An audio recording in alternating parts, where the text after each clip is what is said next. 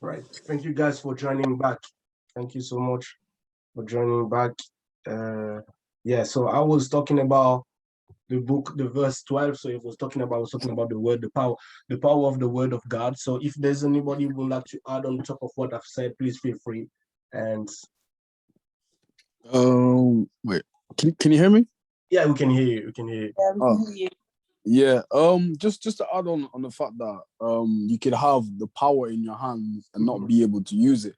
Like God created the whole universe by his words. And then when he created us, he said, let us make man in our image. So every single human being is technically a clone of the Almighty. Your words have power. So if you want to see effectiveness in your life, all you got to do is speak that word of God onto your life daily. Amen. And whatever needs to happen in your life will happen. Like the Bible says, I can do all things to Christ who strengthens me. Like in times of pain, in times of problems, in times of difficulties, that's what we got to say to ourselves, and things will open up. So like you said yourself, Percy, it's all about knowing how to use it. And all we got to do is just speak it into existence. So, yeah. Amen. Someone else?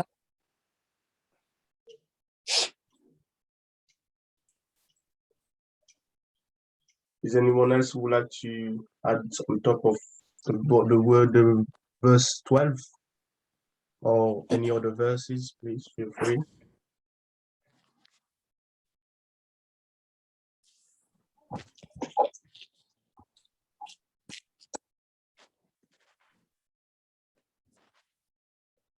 Can I ask you a question? Yeah, go on. Do you think, like, before something major happens, right? Let's say a major breakthrough, or God's about to take you through like a different stage in your life. There's always a valley, right? There's always a time of pain before elevation. Of course. Do you get what I mean? Yeah. Because like David's one guy I always look at, because God really loved David. Like there are things that David did, like if you look at him, like, wow, I can't believe David did that. But God always had his back, always blessed him.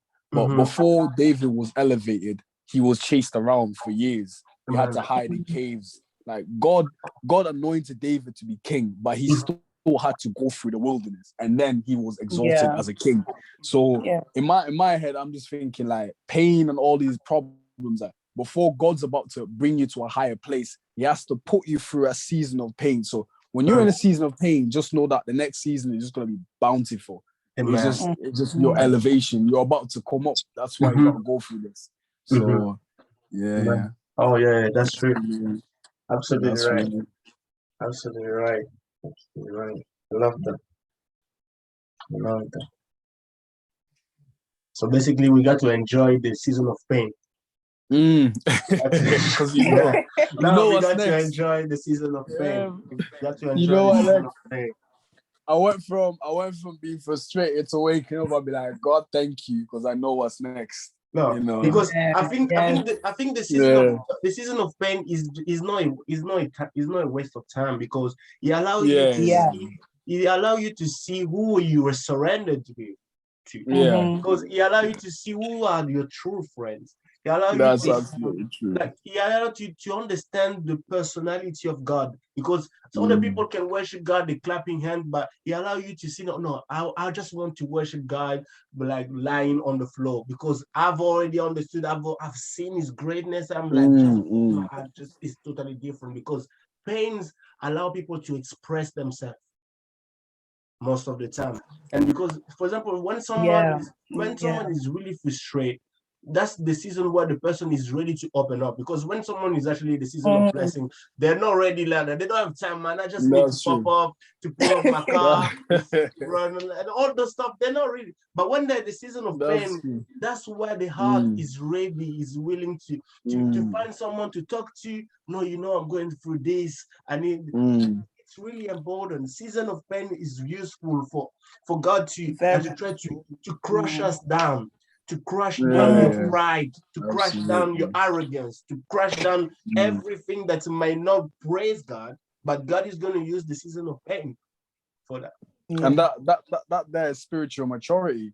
You That's know, right. Yes, it is. you actually become Definitely. Yeah. spiritually mature. So yeah. 100%.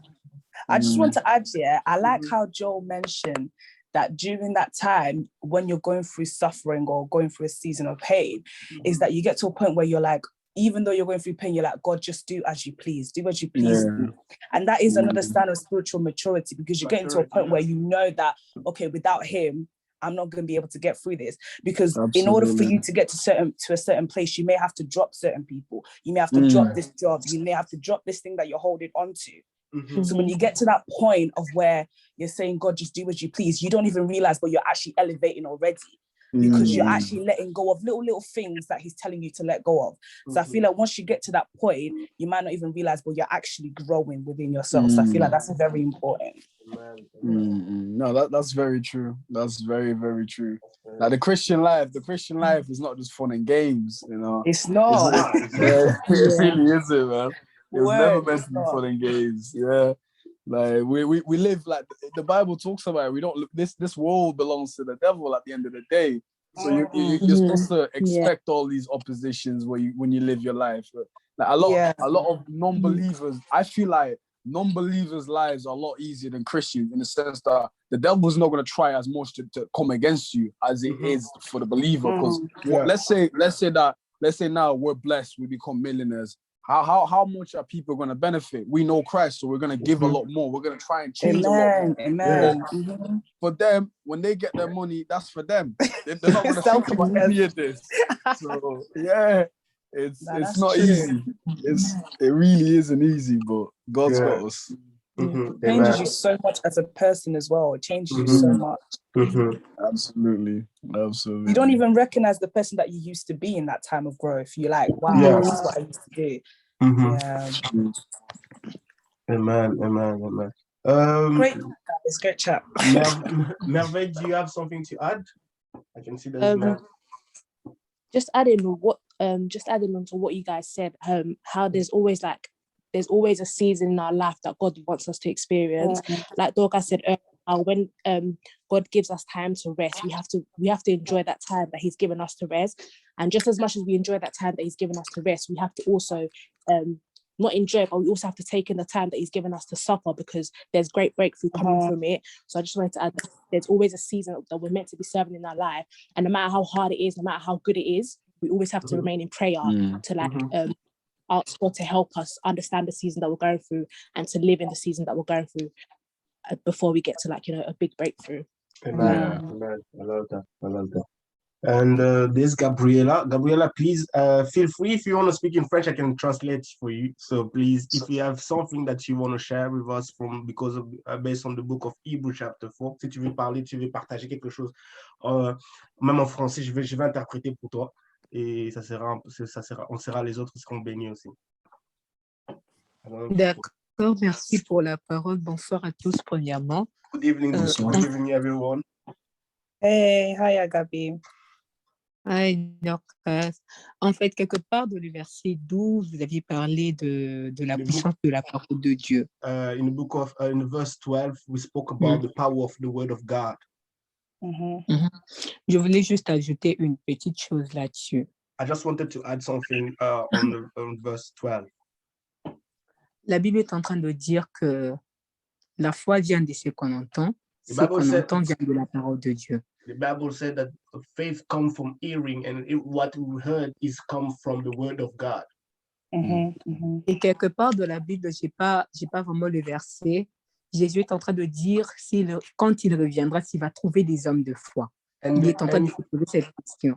And in the Bible, there's a scripture where Jesus says, where Jesus said that when he's going to come back, is he going to see people with faith? J'ai toujours réfléchi en fonction de ces versets. Pourquoi? Parce que lorsque Jésus est en train de parler, s'il allait trouver des hommes de foi, en quelque sorte, il est en train de dire, est-ce que je veux toujours trouver des hommes et des femmes qui vont continuer à méditer la parole de Dieu? basically when Jesus said that sentence, he was actually asking the question like, is he going to see people, when he's going to come back, is he going to see people who always have the love to meditate the word of God? Oui, parce que il a posé cette question, c'était du genre comme une parabole. Il a parlé de la foi, or que derrière la foi, il y a la parole de Dieu qui se cache. Parce que la Bible dit, when he asked that question, it was like he was telling people the story, because he actually mentioned about the faith, but actually it was actually based on the word of God. Oui, comme je venais de le dire, que la foi vient de ce qu'on entend et ce qu'on entend vient de la parole de Dieu. Donc, c'est-à-dire que si tu ne médites pas la Bible, si tu ne lis pas la parole de Dieu, basically, tu ne pourras pas être un homme ou une femme de foi. It means like if you do not meditate or read the word of God, you won't be able to be a man or a woman of faith. Or que si tu n'es pas un homme ou une femme de foi, c'est très dangereux. And if you are not a man or a woman of faith, that's very dangerous. Pourquoi c'est très dangereux? Parce que la Bible est en train de dire le juste vivra par la foi. Why is it dangerous? Because the Bible is saying that the righteous will live by faith. La Bible n'a pas dit que le juste vivra par ses bonnes œuvres. The Bible didn't say that the righteous will live through his good work or through his bank account or anything else that is a sacrifice. La Bible n'a pas aussi dit que le juste vivra par sa sainteté, par sa sanctification ou autre chose. Mais la Bible a parlé de la foi. The Bible didn't mention the righteous is going to live because of his holiness or his sanctification. No. Mais la Bible a parlé de la foi. But the Bible spoke about faith. Si nous allons encore très loin, la Bible est en train de dire, or sans la foi, il est impossible de lui être agréable. If we go a bit further down, we can see, the Bible is telling us that without faith, it's impossible to please God. La Bible a continué en disant, il faut que celui qui s'approche de Dieu croit que Dieu existe et qu'il est le rémunérateur de ceux qui le cherchent. The Bible is telling us that the person who comes before the presence of God has to believe that God exists and that God is the one who actually provides for us, is our provider.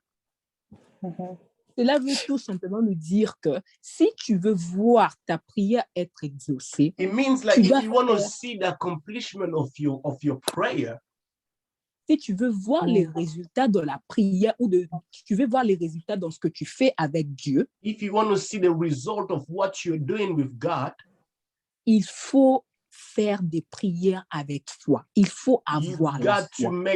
You got to make those prayer of faith. You have to have faith within you. Sinon, si tu n'as pas la foi, because if you do not have faith, it's impossible. La Bible a bien précisé impossible. The Bible says the Bible keep insisting that it's impossible for you to see the accomplishment of all your prayer. Donc, cela revient à dire que si tu veux avoir la foi et si tu veux voir tes prières exaucées parce que tu fais des prières de foi, tu dois méditer la parole de Dieu. So therefore, if you want to see the accomplishment of all your prayer, if you want to see things to change, you got to follow what the word of God is saying. You got to meditate the word of God. C'est pour cela la parole de Dieu est puissante parce que cela te permet d'avoir la foi qui te permettra de voir tes prières exaucées. That's why the Bible, that's why the word of God is powerful, because it's allowing you to make those prayer of faith based on the word of God for you to see the glory of God. Donc c'est tout ce que j'avais à dire. That's what I wanted to share. God bless you. Amen. Merci. Thank you so much. Oh, that was a pleasure. En tout cas, Gabriela, Dieu te bénisse. God bless you, Gabriela. That was actually a pleasure. God bless you. God bless you so much. So basically, she add on verse 12, which is really important for us to remember the power of the word of God. And I want us to look at the verse 16, where the Bible is telling us, therefore let us with privilege approach the throne of grace, that is the throne of God's gracious favor, with confidence and without fear, so that we may receive mercy for our failure. I just love what the Amplified version, for our failure, and find his amazing grace to help in time of need, and appropriate blessing coming just at the right time. I just don't know. I don't know if you guys got the Amplified version, but that's the Amplified version is just the best. For me, it's the best version ever. Trust me, because it just adds a lot of stuff. Because it says here, therefore let us with privilege. So basically, the author of Hebrew chapter 4 is actually encourages us. Is actually mentioning that we have the privilege to approach the throne of God, of grace. Because we got to remember the Apostle Paul, he mentioned that Jesus is our grace.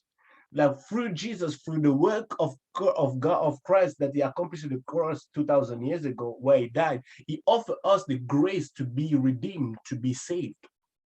And the author of Hebrew is telling us, therefore, let us with privilege approach the throne of grace. That is the throne of God, gracious favor. This verse 16, it's a calling of prayer. It's calling us to, is actually directing us to pray. It's actually directing us to the place where we can only find the solution, the response to all our need. And that's the throne of grace. That's Jesus. And he's actually, and he says, come to approach the throne of grace, that is the throne of God, grace, favor, with confidence and without fear. When we pray, for example, you are home, you're praying for you're spending time with God. You got to do it with confidence. I know that sometimes, one of the things is like, just a bit, someone was asking me, like, your name is Perseverance. Do you persevere? I was like, I'm a human being. I feel sometimes down. Like, it's not perseverance every single 24 hours. It's like, it doesn't make sense. I'm a human being. I'm a human being. For God's sake, I'm a human being. Yeah. So sometimes I feel discouraged. Sometimes I feel I do not have the confidence even to pray. Sometimes like what's wrong? Why things are not working? But the Bible is telling us that with confidence without fear. Sometimes you do not have the confidence to speak to your manager because he said that he's not going to give you a day off. You know that. You know that he's not going to give you a day off. Sometimes you might have fear to speak to your supervisor at uni because you know that you submitted already two assignment late and he's not going to give you an extension. But with God's grace, like when it comes to speak to God, we got to do it with confidence and without fear. And he says, so that we may receive mercy for our failures. I love that. That's the Amplified version. It says, so we may receive mercy for our failure.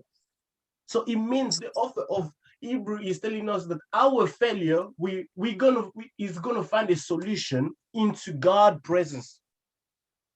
So your weaknesses is gonna be resolved into God's presence, not outside, not through your bank account, no, but into God's presence. You may receive mercy for your failure, your weaknesses, for your shame, for your sorrow. You're gonna receive the solution into God's presence. And they said again, and find his amazing grace to help in time of need. When you're actually going through in time of need, when you're actually in the wilderness, when things are not working, you actually, like Joel said, you're about to get into a season of blessing. But before the season of blessing, you are in the season of pain. So you are in need.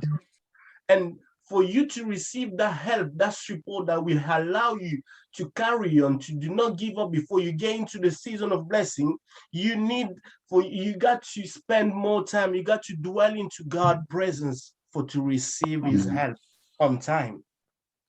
Appropriate, and they said, an appropriate blessing coming just at the right time. The help of God is always gonna be at the right time. Is always gonna reach you at the right time, at the right season. And this is really important. Come before the presence of God. Do not be scared. Come with confidence. You know that you know already that it's over. You know that people said no, you cannot do that. You cannot pass this exam. You cannot get an extension. You got to submit this assignment. You cannot get a day off. You just got to work because you wanted to get a day off because you want to go to church, but you can't go get a day off. But when you pray, when you speak to God, because we do not realize how powerful our prayer is. We don't see the chemistry, if I can say that. We don't see the chemistry beyond what is happening beyond every single word that we make as a prayer. We do not see that because it's actually so spiritual.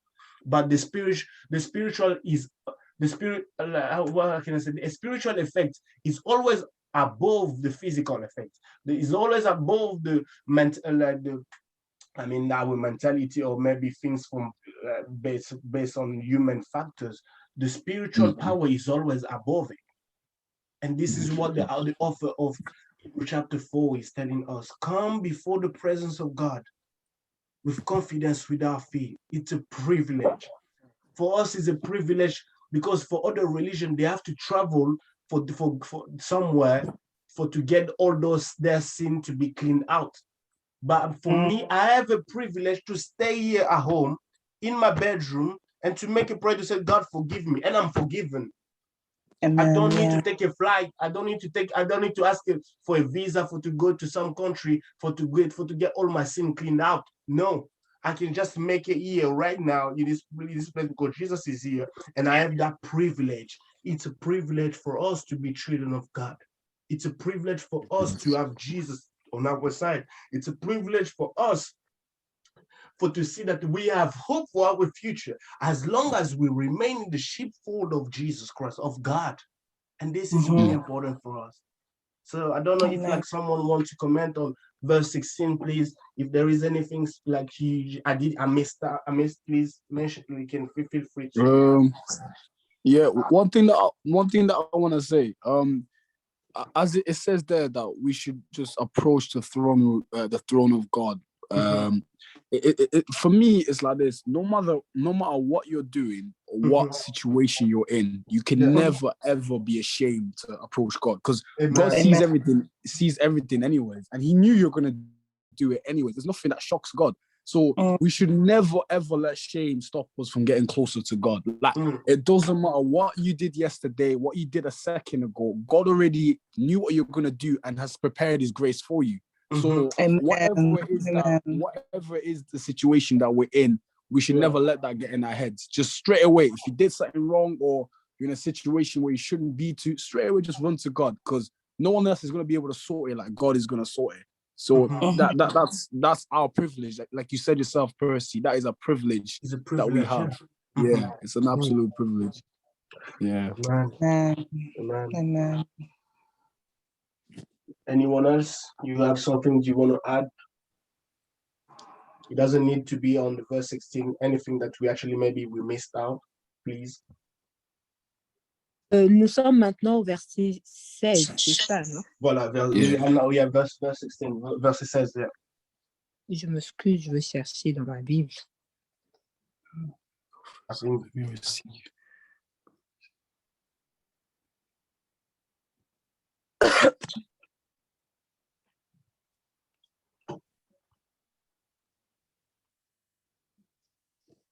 Ok. Dans ma version, et j'ai lu dans la version Louis II, on dit « Approchons-nous donc avec assurance du trône de la grâce afin d'obtenir miséricorde et de trouver grâce pour être secourus dans nos besoins. » Déjà que ici, la Bible est en train de nous parler, de nous approcher avec assurance. The Bible is telling us to come before the presence of God with assurance.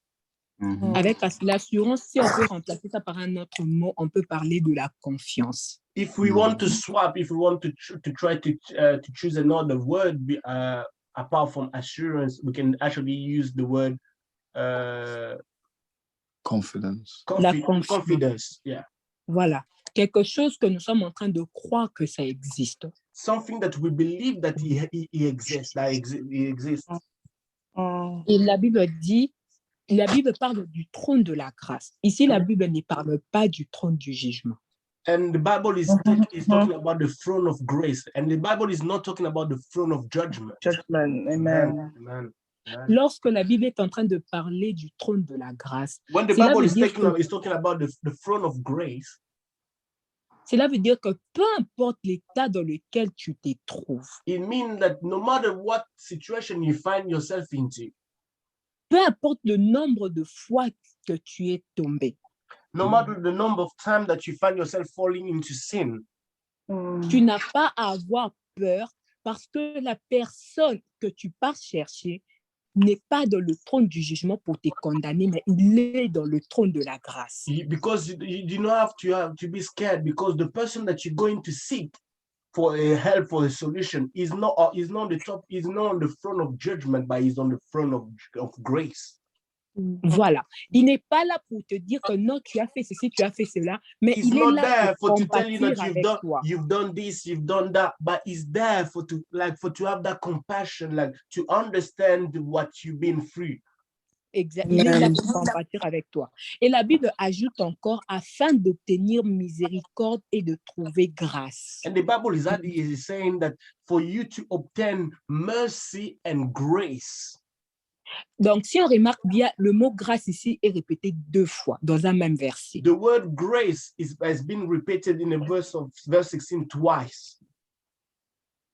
Or, la définition de la grâce, c'est une faveur imméritée, quelque chose que tu ne mérites pas, mais on te grace l'accorde. means like something that's unexpected, something that we didn't deserve. Quelque chose que tu ne mérites pas, mais on te l'accorde. It's something that you do not deserve, but it's been given to you. Et la Bible rajoute à la fin pour être secouru dans nos besoins. And the Bible is saying that for us to be helped, for us to be in our need, in time of need. Ici, la Bible veut simplement nous dire, quelque part dans la Bible, il est encore écrit, ma grâce te suffit. And somewhere in the Bible, God is telling the Apostle Paul that my grace is enough for you. Car ma puissance se manifeste précisément quand tu es faible. Because my power always mostly manifests itself when you actually down, when you actually in a time of need, when you actually weak. C'est-à-dire que la personne qui vient s'approcher du trône de la grâce a un problème. It means that when someone is coming before the throne of grace, that person basically has a problem. Cette personne a besoin d'une aide dans tel ou tel domaine. So that person needs a help, that person needs a solution in different domains. Et la Bible est en train de dire, pour avoir la solution que tu cherches, and the Bible is telling us that for you to have the solution that you're actually seeking, tu dois t'approcher avec assurance. You got to approach with assurance. You got to come before the presence of God with assurance. Amen. Et cette assurance-là que toi, tu vas ramener, va maintenant te permettre à obtenir la miséricorde et la grâce, donc la faveur imméritée. That assurance that you're going to come with is going to allow you to obtain the grace, the mercy. Et alors, lorsque tu obtiens cette faveur imméritée, c'est alors que la puissance de Dieu se manifeste parce que toi, tu es déjà faible. And once like you actually obtaining that favor, that grace, that's where the power of God reveal himself to give you the solution that you've been seeking, that you've been looking for. Donc, c'est-à-dire que Dieu ne manifeste pas sa puissance dans la vie des gens qui se considèrent déjà forts, mais dans la vie des gens qui sont des faibles, qui se considèrent faibles au-devant de lui. God does not reveal his power. God does not reveal his power to people who feel who feel stronger already, to people who feel that comfortable, that everything is fine for them. God does not reveal his power to those people. God reveals his power to people who know that they're weak, they cannot do anything. Et pour cela, j'aimerais dire à quelqu'un, peu importe l'état dans lequel tu te trouves, peu importe le problème que tu as, je t'invite à t'approcher du trône de la grâce avec assurance. Et sois-en sûr que Dieu va manifester sa puissance et tu obtiendras ce que tu cherches. No matter what situation that you're going through, I just want to assure you, to encourage you, come before the presence of God, and God is going to give you the solution that you're seeking, that you're looking for. Amen. Que Dieu nous bénisse. Oh, God bless Amen. you. Oh, God bless you. God bless you. I love that. I love that. That was actually really powerful. God bless you, Gabriela, for that. And I don't know if there is anybody want to add something before we finish this session. I don't know, Joel. Yeah. Yeah, Dorcas want to say, yeah, go on. Yeah, I just wanted to add as well to what Gabriela just mentioned when she said that we're approaching the throne of grace, not the throne of judgment. Amen. I feel like one thing that we do as believers or just as people is that we compare God to what we see now, or people, yes. So like we know that in this world that we live in, if you was to do someone wrong and then approach them for a favor, they will look at you be like, but you did this to me, but you did that, you did this, you did this. And then they'll start to judge you, and that will prevent them from doing you good or doing the favor that you asked. And I feel like what we need to do, and one thing I do a lot, is compare Christ and compare God to the people of this world. But we need to realize that he's not the same. Just because a friend or someone of this world has judged you or condemned you, or it doesn't look at you the same way, doesn't mean our Father in heaven does so. And I feel like that's what makes him God. Because when you're approaching him, he's not looking at you as a sinner. He's looking at you as a child who is weak, a child who needs help, who needs assurance, who needs support, who needs encouragement, who needs that assistance. So I feel like we need to stop, I think, minimizing or putting limits on what God is actually capable of, on who he is. And I feel like once you begin to recognize who he is, you'll be able to approach him knowing that, okay, who I'm coming to is a father who isn't going to judge me, but I'm coming to a father where when I leave, I will not leave the same way that I came.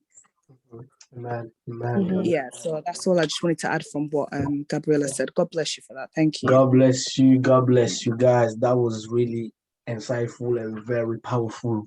Every single thing that each of you have brought through this Bible study session was just powerful. And this morning when I was praying, I was like, God, I want your spirit to fall fresh on us. So that you said that we want to receive revelation through each scripture that we're going to read. And this is really important for us, that to remember that, first of all, as a Christian, it's a privilege to be children of God, to come before his presence without doing any effort, without doing any ceremony, without doing any cult, but to just come before his presence freely. And this is really important for us to understand that, and for us to understand that the book of Hebrews is a powerful tool, because he talks about faith, but he also actually making a massive difference between God, Jesus, and other servants of God that is being used, as I mentioned about Moses. And we see a lot of religion where they just believe into a human being as a servant, like as someone who actually passed away, someone who didn't have the power to actually resurrect himself. But there are thousands of people who are actually worshiping, and this is actually dangerous. And we can see the difference that's been made in the book of Hebrew. So without spending wasting our time, I want us to spend a moment. I want 3 people to pray. So I would like Joel is going to pray for our faith. That's one thing, for our faith. And you're going to pray for our faith. Once you're done, Dorcas is going to pray for the love of the scripture. It's really important for us as a Christian to have that love of the scripture. But if there is the Spirit of God is actually leading you to pray for something else, please feel free. And also I want Merveille as well to be the third person who is going to pray. You're going to pray for the church. You're going to pray for the youth department of the church, and you're going to pray for the conference that is coming up. August is not far. I think September is not far away anymore. Going to pray for that, and Merveille is going to pray for the youth department, for the church, and for the event that we're going to have, that God's power to fall fresh, God mercy and grace to be upon us, to have a great conference that is going to enable other people. Because this time the conference, I don't want conference just where people are coming to dance, which is good, but I want people that comes praise and to actually to debate about the scripture. And this is really important. Please, Joel, please go on to pray, and after that is going to be Dorcas. Yahweh, I come in your presence right now to ask for faith, faith strong enough to move our mountains, Yahweh. I want faith strong enough, Yahweh, to move every single obstacle, to break down walls of Jericho. Yahweh, allow us to have faith so that we may please you. Allow us to have faith that we can see a way out, even in the darkest tunnels, Yahweh. Allow us to have faith so that we rely on you all the time, Yahweh. In this dark wall full of issues and problems, Yahweh, allow our faith to drive us and to move us forward into new seasons of our lives, Yahweh. Allow our faith to strengthen us so that we don't become bitter, we don't become jealous, we don't become envious of what other people are gaining in their season of happiness and peace, Yahweh. Allow our faith to help us grow into loving you more and into more mature Christians who can never be moved by any storm, whose roots are deeply planted into your words and into your love and into the things that belong unto you, Yahweh. Thank you because you've heard our prayers. Thank you because you see the efforts that we put in. Thank you because there shall be a reward at the end of it. And Yahweh, we will one day, all of us will sit on your side, on your right hand side, Yahweh, glorifying you 24/7. Amen. Amen.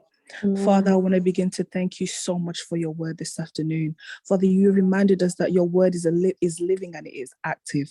Father, show us how to be in love with your word each and every single day. But we enter your presence, Father, to hear your word. Lord, we do not want to leave the same way that we came, but we come with a desire to grow, with the desire to learn. Father, your word is living and it's active, Father. Your word is able to do miracles. Your word is able to make change where there seems to be no change. Your word is able to make way where there seems to be no way. The Bible says, may we not just be hearers, but may we be doers of the word of God. It says, Father, the person that is a doer of your word will be blessed in all that he does. Father, make us a doer of your word. Shows us to respect your word, to respect the Lord, to respect your commandments in Jesus' name. Father, lead us into your presence, Father. Shows us to believe in the truth, to believe in the word of God. The word has power to heal, Father. In your presence is where we find our joy. In your presence is where we find our peace, Lord. Fill us with the desire to study your word. Not only study your word, but to meditate on your word day and night. The Bible says in Joshua, meditate on my word day and night. Your word is where our strength is renewed. Your word is our hope and our firm foundation, Lord. A foundation that we can rely on, a foundation in times of struggles, a foundation in times of difficulties, a foundation, Father, in times of trial. Show us, Father, how to not just to have faith in your word, but believe in your word. In Jesus' name we say amen. Amen. Amen. Lord, I come before you today to pray for the youth of our church, Lord. I pray that no matter what they're going through, I pray that you'll be able to guide them and they'll be able to grow in faith, Lord. I pray that you always have your mercy and your grace will be upon us at all times, Lord. All that I've joined here today, Lord, I pray that you bless them and what we have spoke about today blesses them and they can take it onto their everyday lives. Lord, I pray that the youth event that we will have, Lord, I pray that mercy and grace will be upon us. And I pray that each spirit that attends that event, Lord, I pray they'll be touched by any word that we speak about.